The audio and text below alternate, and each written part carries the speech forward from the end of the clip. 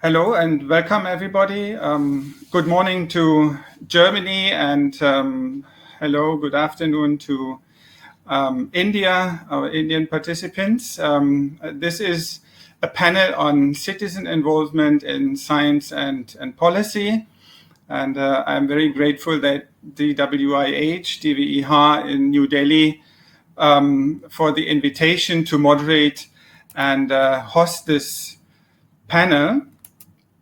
My name is Christoph Voivode. I am resident visiting faculty with the Indo-German Center for Sustainability, the IGCS, which is located at IIT Madras. And I'm also affiliated with the chair of economic geography at RWTH Aachen University, located in Germany. So I have the pleasure to have three esteemed speakers here on our panel today from India and Germany. The first speaker that we would have in our discussion is Professor Dr. Astrid Ley. She is at the University of Stuttgart, and Astrid Ley is the chair of international urbanism and the course director of the development-oriented master program Integrated Urbanism and Sustainable Design at University of Stuttgart. Prior to her position in Stuttgart, she was Urban Development Research Analyst at the German Advisory Council on Global Change, WBGU, and also Senior Urban Researcher in a project on housing for the urban poor, from local action to global networks at Technical University Berlin. She has a continued interest in localizing sustainable development in the context of the complexity of cities. And I'm very pleased to have you here, Professor Ley. Our second speaker is Mr. Urban Kaiser. He is with the Fraunhofer Center for International Management and Knowledge Economy, IMW, located in Leipzig. Mr. Urban Kaiser has served as head of the Innovation Acceptance Unit at Fraunhofer since 2019. His research activities involve the interdependencies of technical and social developments in an international context. His focus is on encouraging acceptance of innovative solutions in the field of sustainable urban development. And he has also worked as a project manager for numerous international transdisciplinary research projects in this field. So welcome, Mr. Kaiser, to this session today. And our third speaker is Ms. Sanskriti Menon. She is a Senior Program Director at the Center for Environment Education, CEE, in Pune. Ms. Menon leads the CEE Urban Program, the Coast and Marine Program, and CEE's Central Regional Cell that comprises Goa, Chhattisgarh, Madhya Pradesh, and Maharashtra. Her areas of work include school-based environmental education, urban sustainability, and participatory governance. She has been the convener of the Board of Studies of Environment Education of the Maharashtra Higher Secondary Education Board. So welcome, Ms. Menon as well, and I'm very pleased to have you all here for our discussions. Now, before I pass on the word to all of you, let me give just a brief thematic introduction to highlight some core themes we might want to touch upon in this session. So within the context of climate change, citizen involvement and communication of science has become quite prominent, as most of us know. Recently in India, for example, the Ministry of Education, for its draft for a new science, technology and innovation policy, conducted also a multi-phase, multi-stakeholder public consultation process, which was a participative model which worked at a decentralized, bottom-up and also inclusive design process over the past 1 year in 2020. And also the national flagship urban development program of the Indian government, the Smart Cities program, engaged in a quite extensive public consultation process in the selected cities. So these are good examples of the interface of public consultation and policy design. At the same time, in Germany, the revised national sustainability strategy, which was published just now in 2021, is similarly the result of a process of scientific consultations with experts and various public dialogue approaches. So, however, both these examples are national level policies. In the urban sector, at the city level, they are also relatively long time established and at the same time highly contested notions and practices of public and community participation. So now for our discussion, we might want to look at topics that relate to this participation and empowerment paradigm, issues of deliberative and participatory governance, and the role of local authorities in these processes, the mandates that local authorities have in India and Germany, for example, and maybe in other countries where you have been working. But also, what are the novel approaches in the context of climate change? For example, real-world labs and the question of knowledge integration beyond disciplines. So citizen science and also science communication are some of the topics that we would like to cover in this session. So the plan of this session is basically that I will give the word for an opening statement to our three panelists for a 5-minute statement maximum. And then this will be followed by discussion between the panelists, moderated by myself. And then we will open up to the conference audience for a 20 minutes question and answer.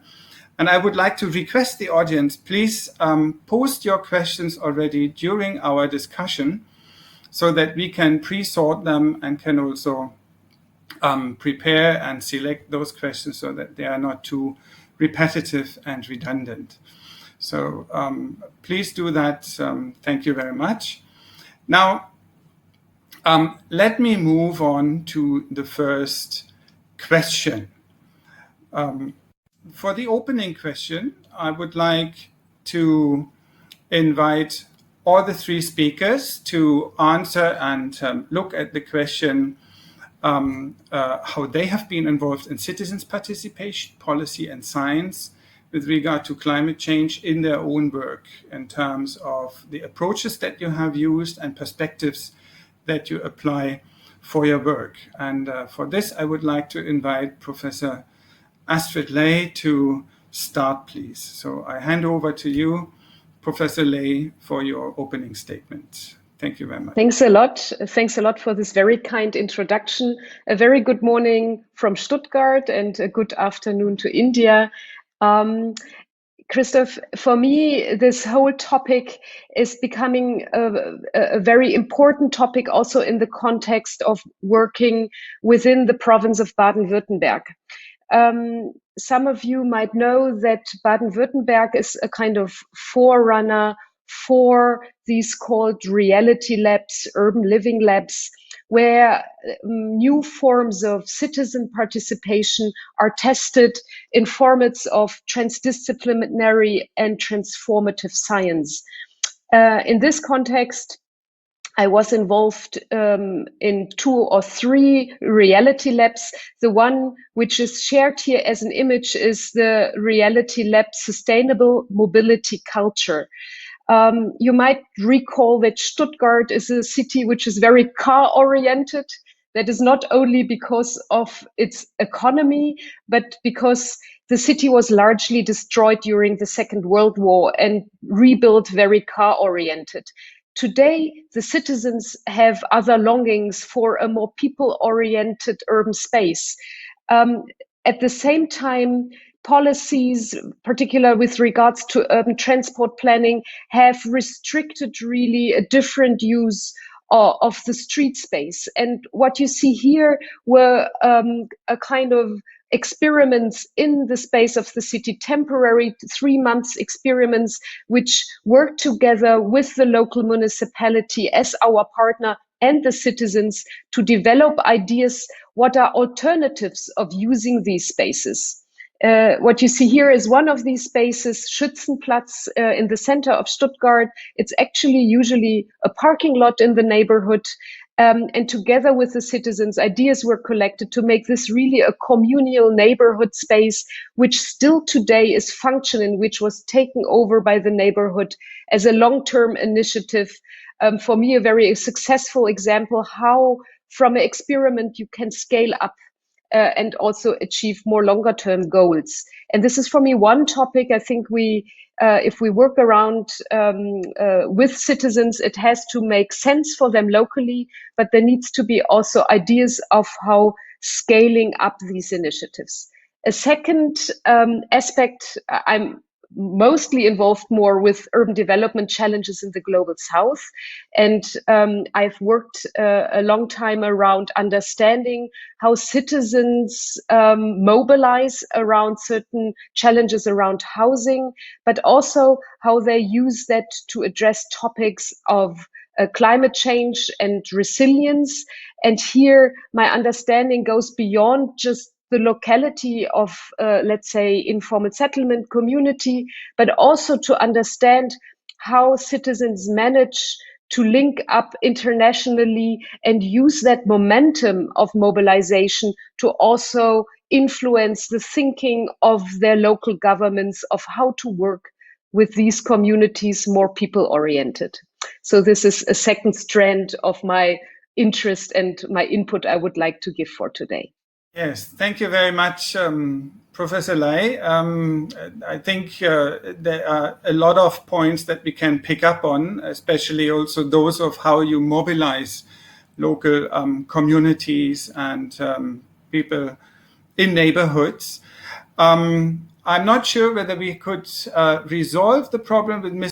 Kaiser and his connectivity. Are you there, Mr. Kaiser? It seems that we have some issues here with his connection. In that case, Ms. Sanskriti Menon, I would pass on to you for your opening statement in a similar manner to focus on the kind of citizens' participation and policy and science relevance you have been involved in your own work with CEE. Sanskriti, please. Thank you, Christoph, and good afternoon from India. And so CEE's work has sought to use education as really a driver of change with a number of different stakeholders and different development contexts. And this is both that, what the slide actually shows is the different drivers of change. It could be policy and enforcement and legislation, but also looking at not only education for the sake of education, but education to influence all these different drivers of change.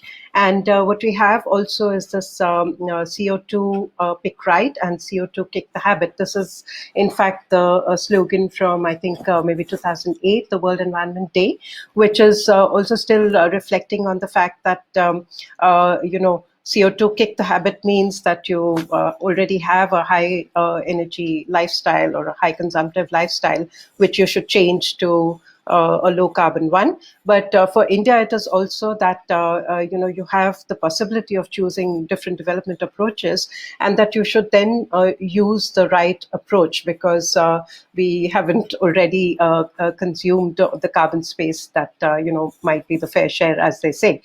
So it's looking at both of these, and it's really important that we, we have the benefit of hindsight, as they say, and we are able to actually bring in good practice from around the world, from within India as well, to say that here are possible ways of, say, mobility itself, and that we could choose a low carbon mobility system rather than first develop in a carbon intensive way and then go low carbon. And so it's it's that the educational approaches are not only for the conceptual understanding about climate change, but also as a driver of change, and integrating the education approaches within specific mitigation and adaptation sectors. And the idea is that, of course, that conceptual knowing is important, but then you go beyond that knowing into some action, and try and develop some individual and collective understanding and ways of acting. And this does mean grappling with the complexity of climate change itself, but also the inherent complexity of each of the different sectors. And it's some of the programs that we have been doing is both with the formal education sector, but also within cities, but also with the local government and with the public. And some examples of programs with youth and schools have been, of course, interventions with curricula themselves, looking at textbooks and looking at syllabi, but then directly also using the paradigm of explore, discover, think, and act, and encouraging young people to actually take on something like the Young Reporters for the Environment, where they explore certain sustainability issues and then also talk to different actors in their environment and speak about it and write about it. We've also looked at developing courses such as Streets for People with architecture colleges, which again introduce a theme or an idea, but then encourage students through studio exercises to actually take on real world projects, maybe adopt a street and demonstrate something through tactical urbanism, engage with stakeholders in the area that they've chosen. And something that we call the SDG Handprint Lab, which takes the benefit of the foundation course on environment, which so far has been part of the undergraduate curriculum, but then looking at not just a formal teaching of environment, but encouraging students to use the SDG framework to take on challenges within their neighborhood, go out and interact with the community, and try and do some exercises with the community. And our focus in all of this with formal education has been really of supporting educators to take on something that we call the sari approach. The sari is the Indian garment, which of course it's not a stitched shirt, but it's a beautiful garment, and the tools are with the educator. And the educator is then able to use good practice tools of experiential learning and activities, and use that to customize and develop some approaches which are relevant for her students and her context. And also the idea of kind of creating a network programs and campaigns which give a structure for the educator and the learners. So for example, the Tide Turner campaign, which is currently on with UNEP and with WWF, where young people learn more about the issue through online modes, and then they take up activities to explore the issues and then take up small actions. So that's something which goes on with the formal education institutions. But with communities and local government, we really look at climate change as a crosscut in the mitigation sectors. Things that people care about are like things like mobility and now increasingly air quality, and also urban ecosystems where people are experiencing urban flooding, or they see grasslands. In Pune lately, we've been seeing a lot of incidents of grasslands and forest fires, and using these issues to actually integrate and talk about climate change as a cross-cut topic. And the approach that we use here is really like a civil society actor, which is trying to bring in amongst the civil society groups in the city, to bring in educational and intersectional approaches.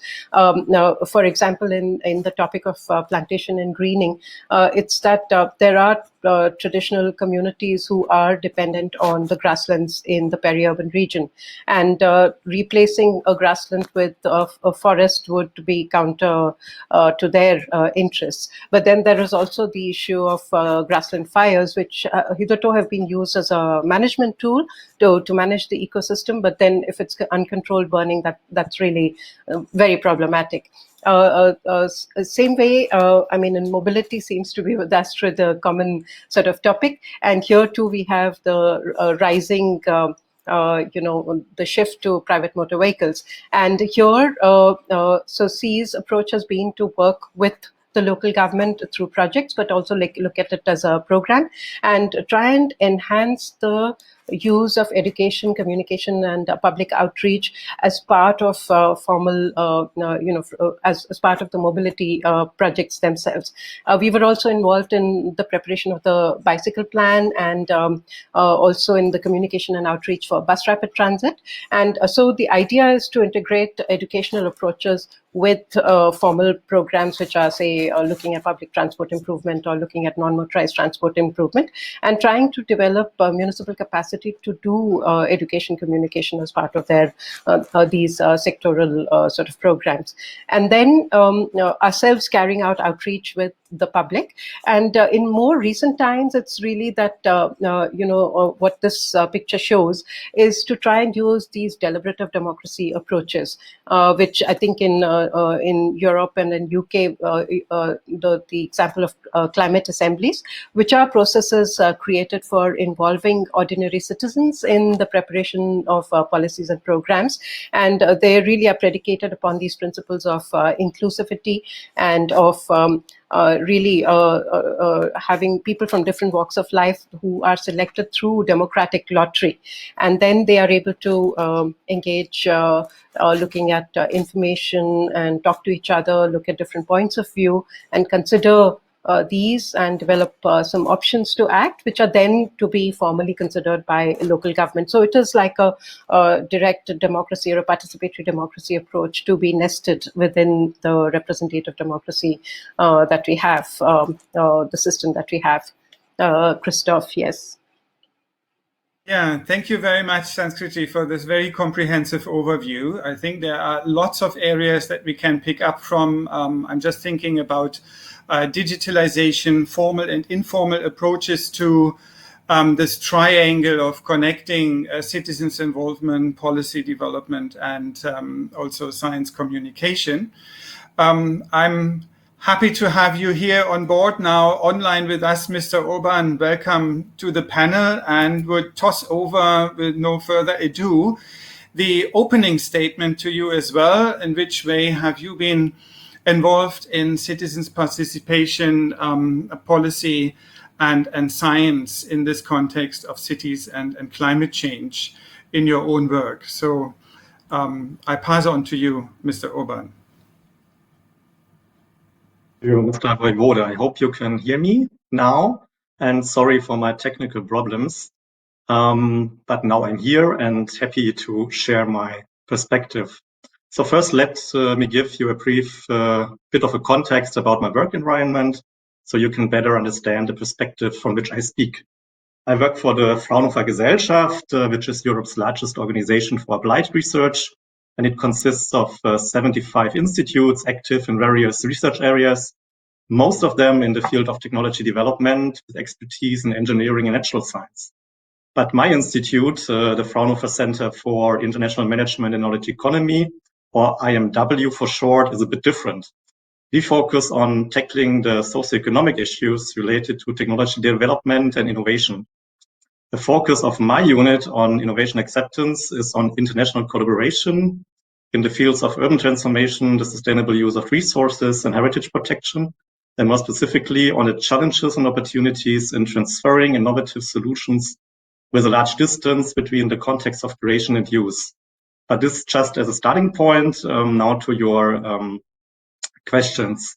So how have we been involved in citizen participation with regard to climate change?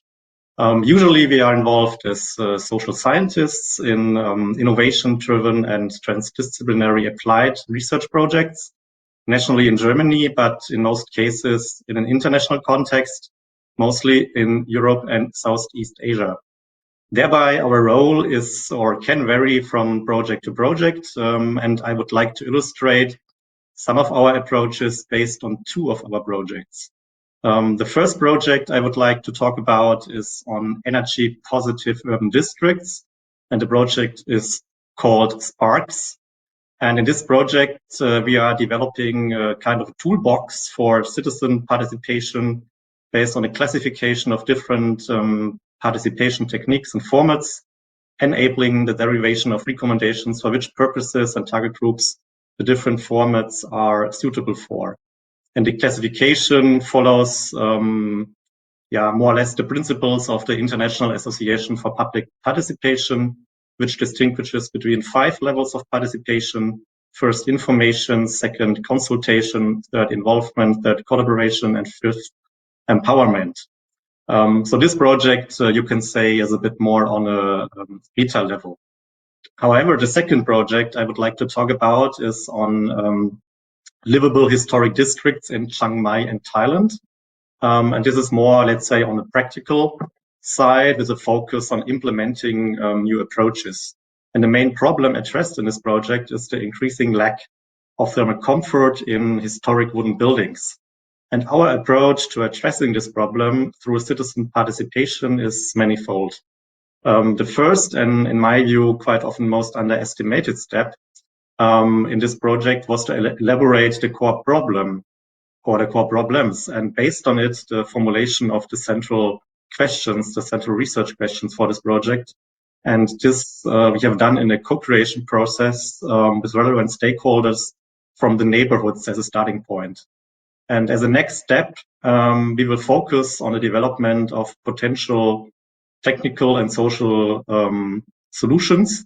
And this will be done again in a co-creation process that brings together several teams of German and Thai researchers and interested citizens. And this is organized as a kind of a competition in order to find the most suitable solutions for the pilot areas, and most suitable, not from the point of view of politicians or other decision makers or researchers, but from the citizens' point of view.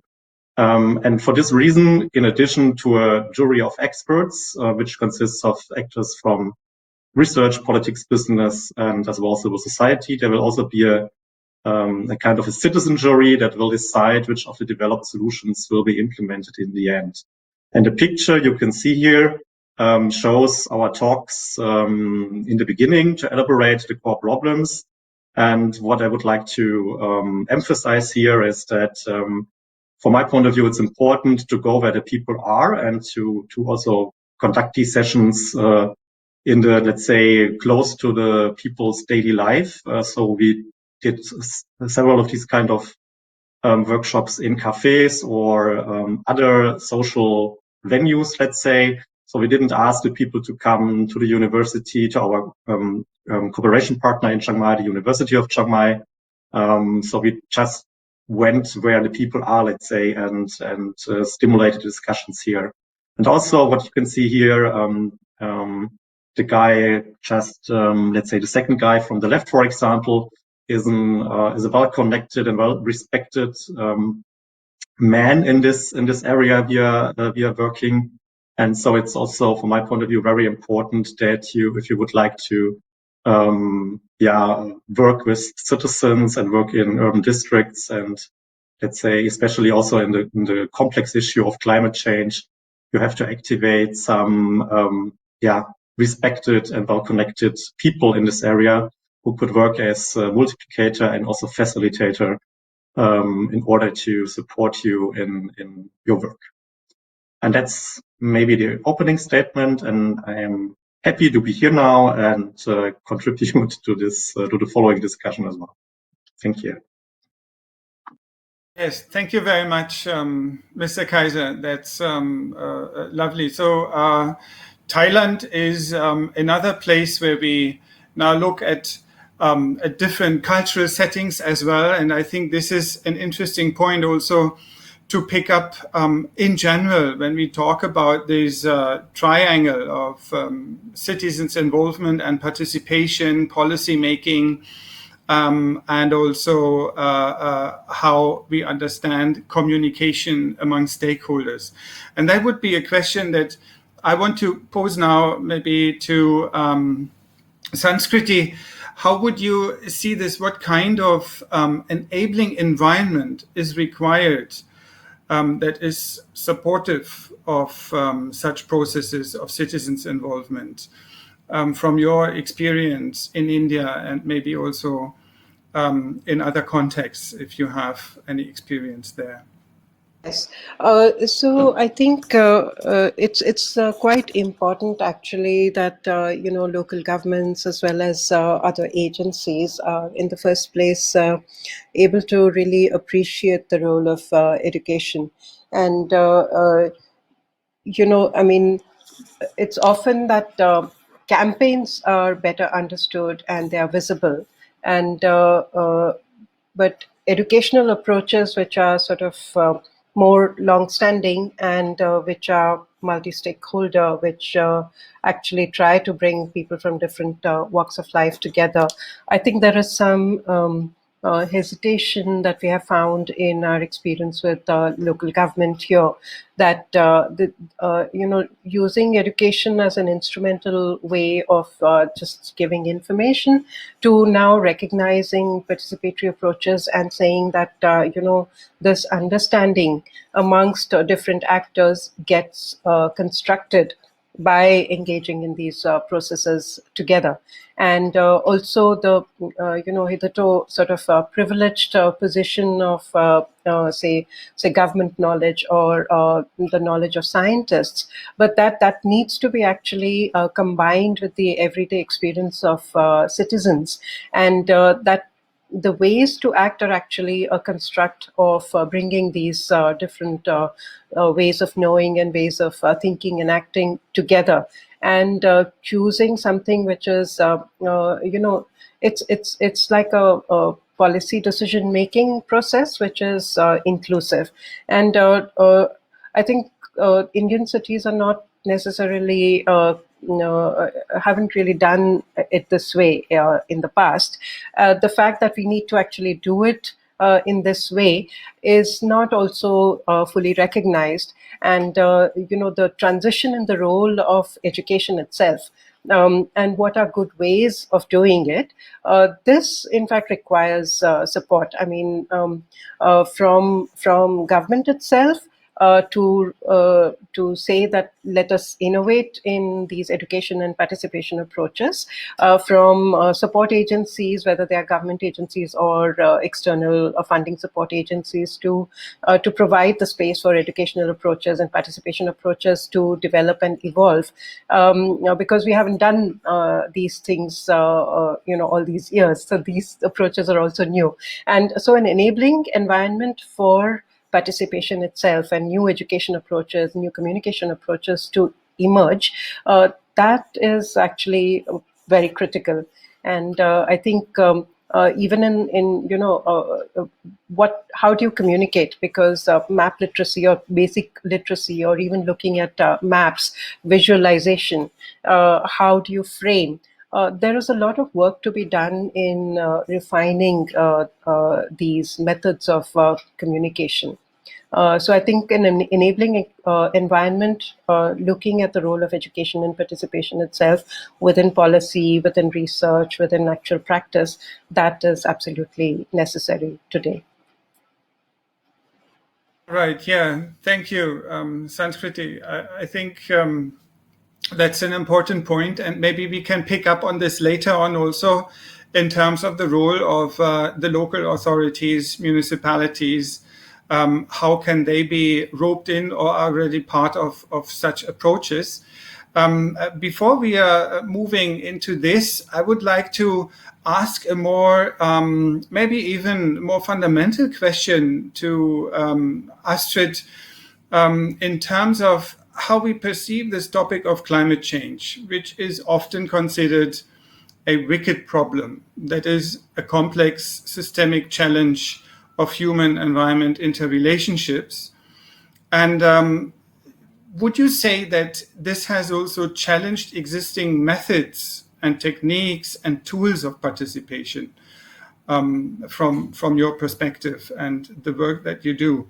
Did you have to adjust and change your approaches in the context of climate change response? I think this is a wicked problem by itself, yeah, because I think in a way the climate change agenda comes across as a very pressing, time-pressing issue, which stands as a contradiction to a more process-oriented urban development. Yeah, if we go into a participatory process, we need to acknowledge that this process has to have its time to unfold. And here I sometimes see that this sits a bit as a conflict of wanting to implement and go forward as quickly as possible, but how to get the people on board at the same time. I think in a way, a reorientation is happening also in terms of understanding that this local knowledge that both Urban and Sanskriti have been highlighting is central, yeah, and to take the people on board. So in a way, it's more for me in a way orientation towards what existing methodologies and tools have been very useful in the past, which can influence now our way of doing climate change mitigation or adaptation processes. And the example I raised earlier on was an example actually by the Asian Coalition of Housing Rights, where you have as a very central organizing understanding is that communities have to be pre-organized, not only at the time of a disaster or an event and so on, but that this must be, let's say, part and parcel of how urban development should take place in these communities. And to come back to what Sanskriti was saying, this enabling environment, that has to be in place. And I think here we need to be careful that this participatory process doesn't become a paper tiger, like being handed down to local municipalities into departments which have maybe not the skills and expertise to deal with participatory processes. Instead,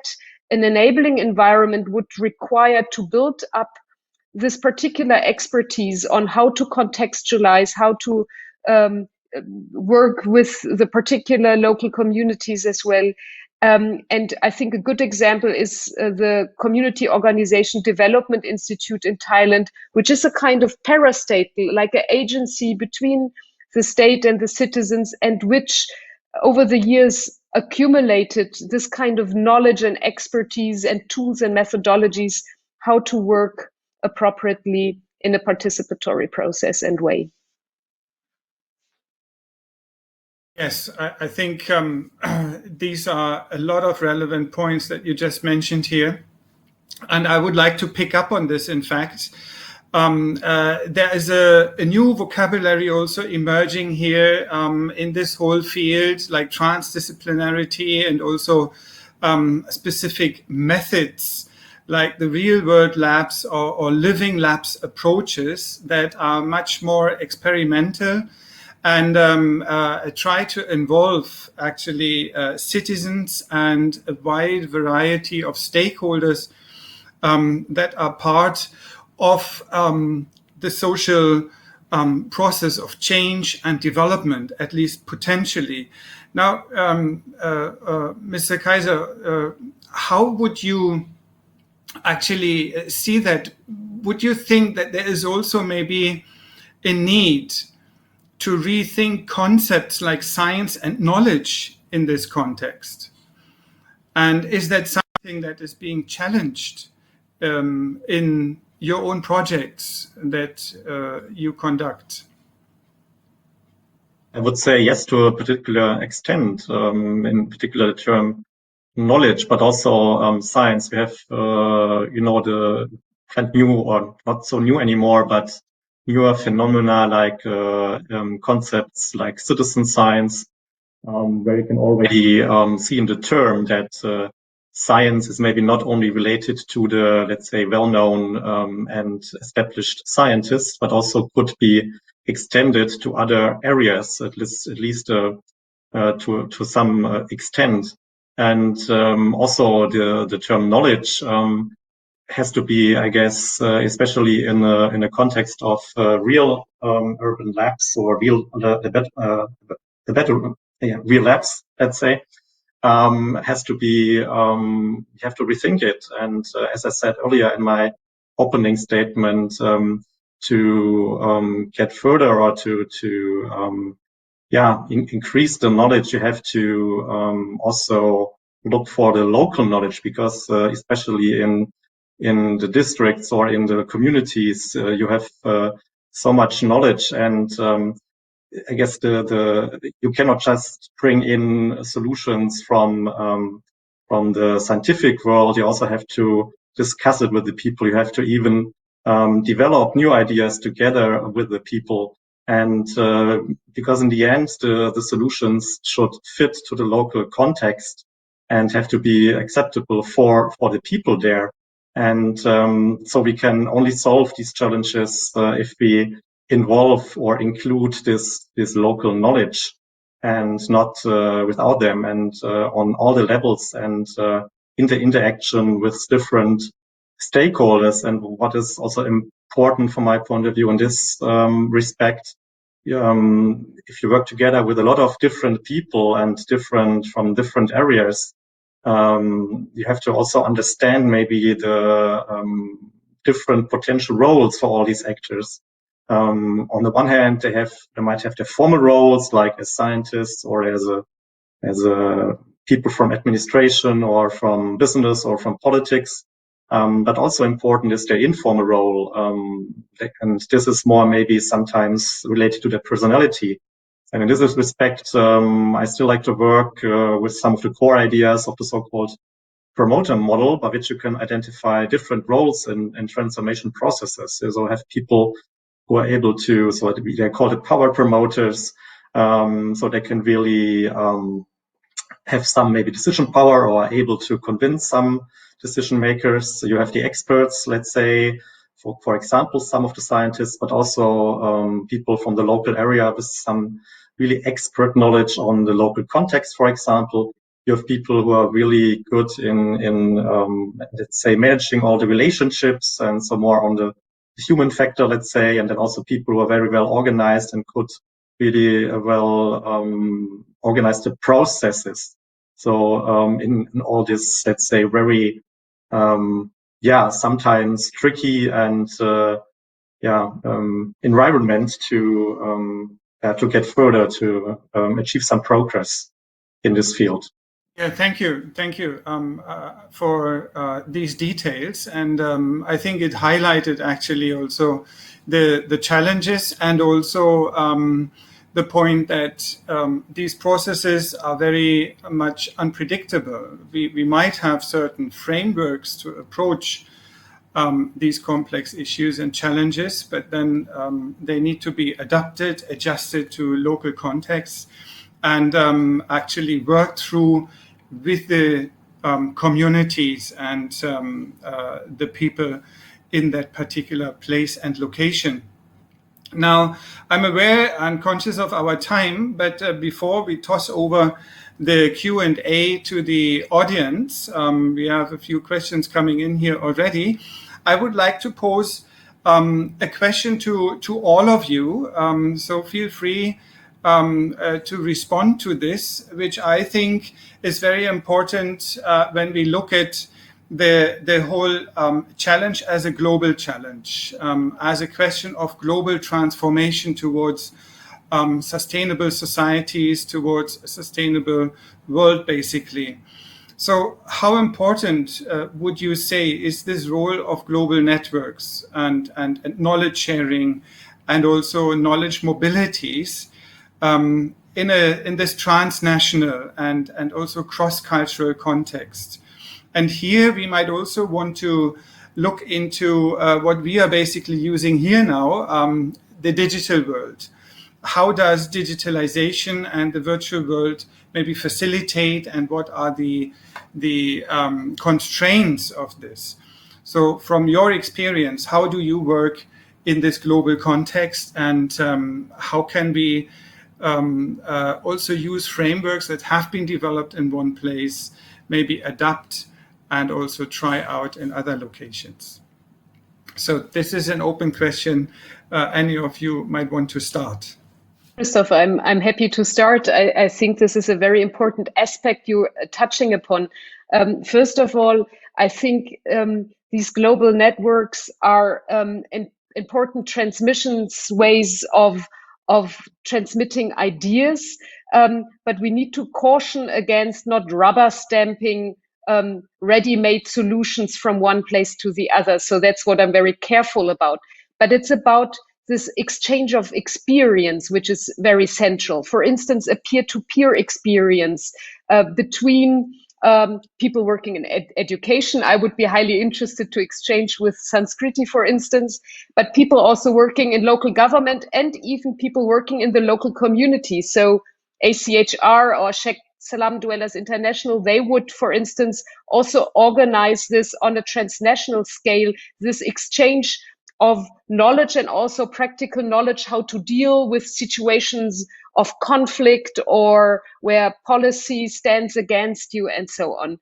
So for me, this is really a central point. And we ourselves now started an initiative where we, for instance, try to exchange with the city of Windhoek in Namibia and the university there of how to monitor the SDG process locally, and how to involve citizens into the monitoring process. We are aware of that. How they will do it in Namibia is very different than how we do it maybe in Stuttgart, but still we believe that there's something we can strongly learn from one another. Where are the bottlenecks, how to deal with the bottlenecks, and so on.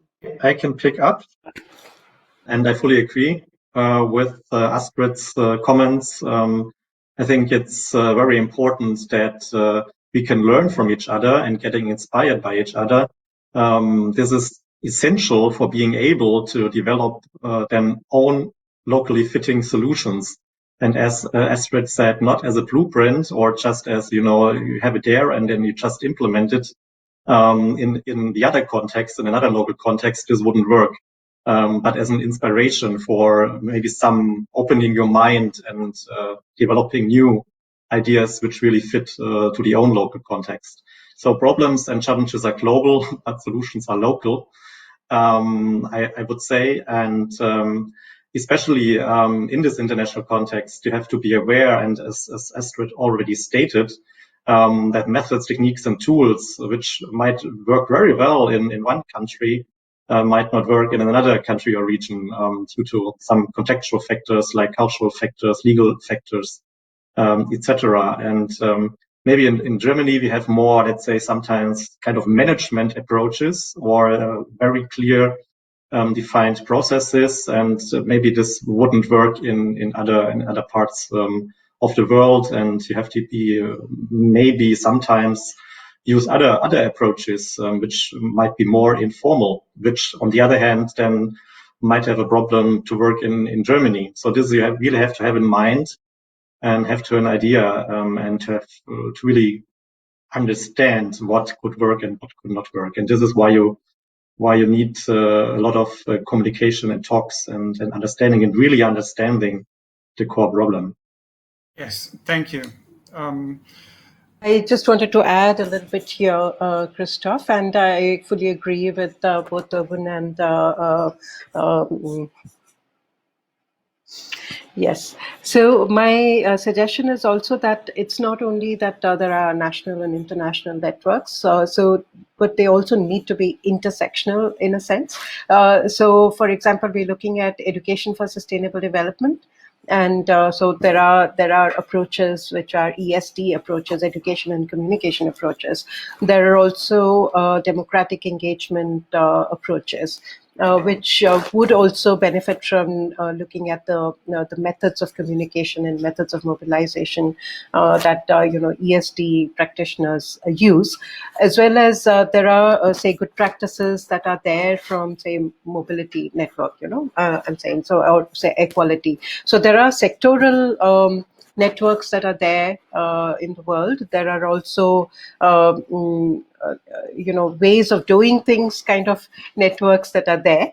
And then, of course, the possibility of having city-to-city collaborations and groupings.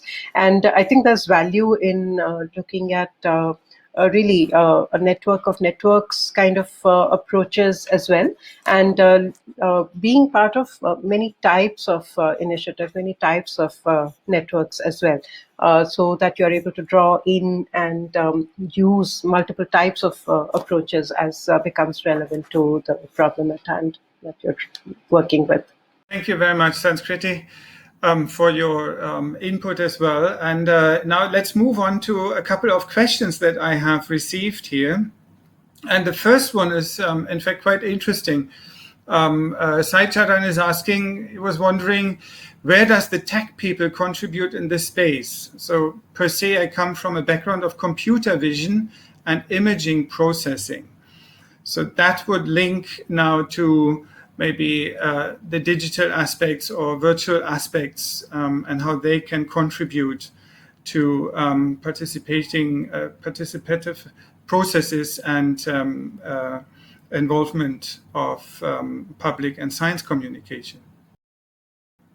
Yeah, I can start up this question because as I mentioned in my introduction, Fraunhofer as whole is a very tech-oriented organization. So we have a lot of, let's say, kind of tech people in our organization.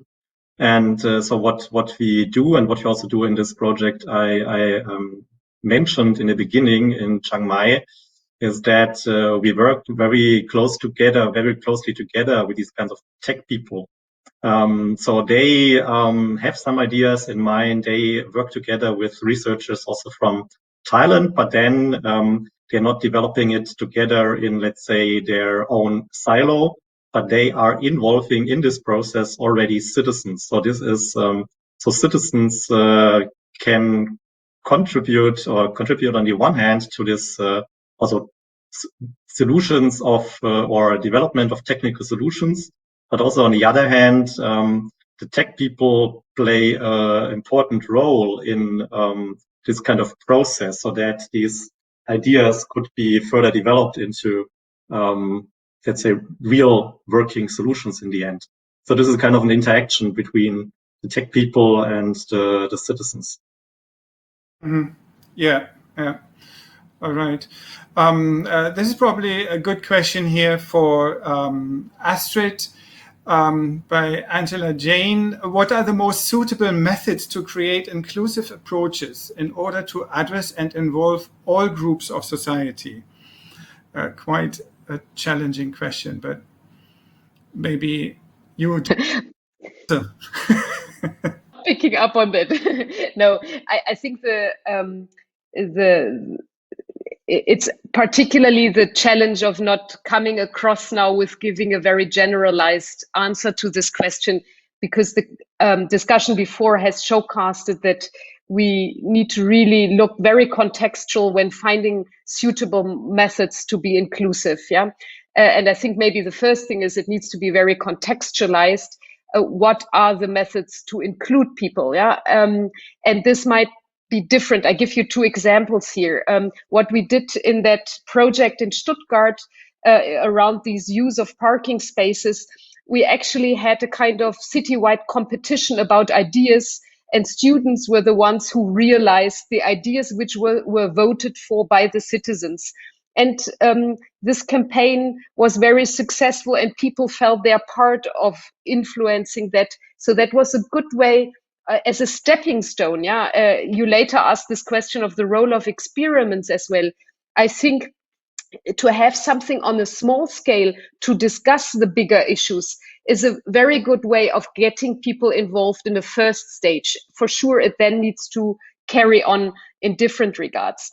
Another way of how to include citizens, again, the example from the Asian Coalition of Housing Rights, they would start off there where really the challenges in the local communities lie, and would organize around something which is a common concern. For instance, if it's the upgrading of a channel, it's about maybe a cleanup campaign, and so that the community has a starting point of getting together to then be capacitated and organized to go into maybe more bigger questions around maybe also climate change topics. Add here, Christoph, if I may. It's also important, in addition to what we just heard, that apart from particular groups, we also need to involve ordinary citizens and kind of throw back the idea of what is democratic participation to looking at what are known as democratic lottery approaches or sortition approaches. So it's not only that particular groupings of people are invited in to participate and have their say. So you can certainly have, a particular NGO or a particular scientist or a scientific view coming in and having their say, but you also need to include lay citizens, ordinary citizens. And so because it's quite difficult to say, so who is an ordinary citizen, there are approaches which are really random selection and inviting in a group of people, which could be, as I think was mentioned earlier, a citizens' jury. So how do you assemble a citizens' jury? And increasingly, there are experiments looking at random selection and what is called otherwise a democratic lottery. And so that is a process that would be taken up. And ordinary citizens through a lottery process are invited in, and they become, the part of the sort of a jury or a group that is considering expert views, that are considering different views of lay people also, that are looking at, what is the policy framework being put up before us. They bring their own wisdom. And being able to institutionalize this democratic lottery approach or a deliberative democracy approach, which is sitting within the sort of the larger democratic system, as it's not replacing. So it is a deliberative democracy approach which fits within a representative democracy approach. So we are electing our councillors and mayors and everybody who's forming the city council, for example. But we also, in addition, nest this more democratic approach within the representative democracy approach. And this is something quite interesting. And for example, these are climate assemblies which have taken place in some parts of Europe, I understand, and also in the UK. And we're trying that a little bit in Pune as well, with mixed success, because often people will say that, so why did you select me? And, I have nothing to do with this issue. And people barely see themselves as a citizen even.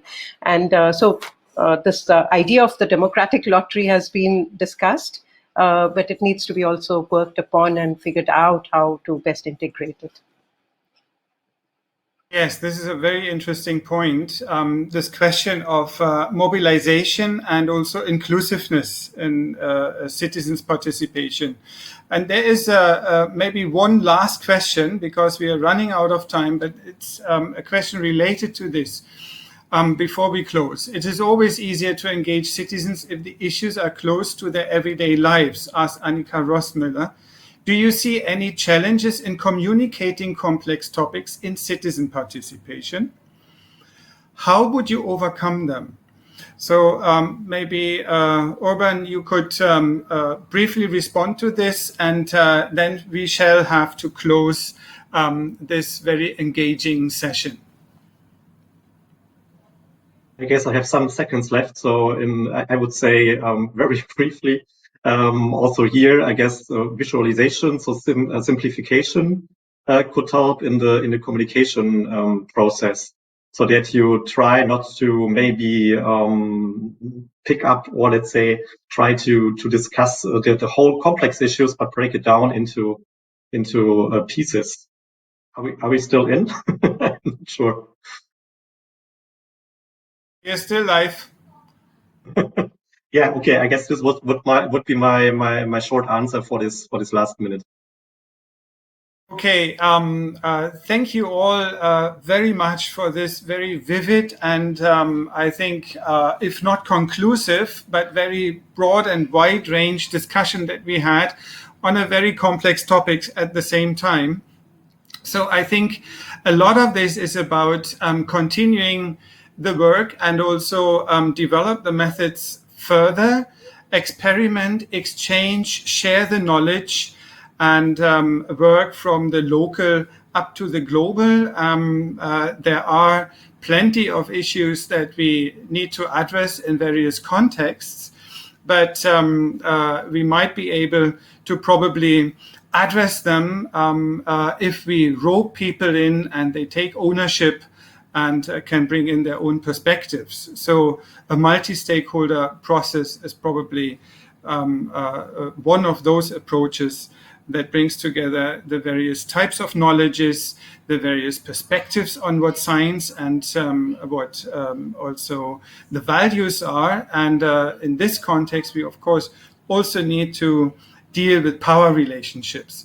So I'm very glad to having had you all here, Sanskriti, Astrid and Urban, and the audience. Thank you very much for your questions, and we shall free and release you now, move on to the next session. Thank you, and see you soon again. Have a good day. Bye-bye.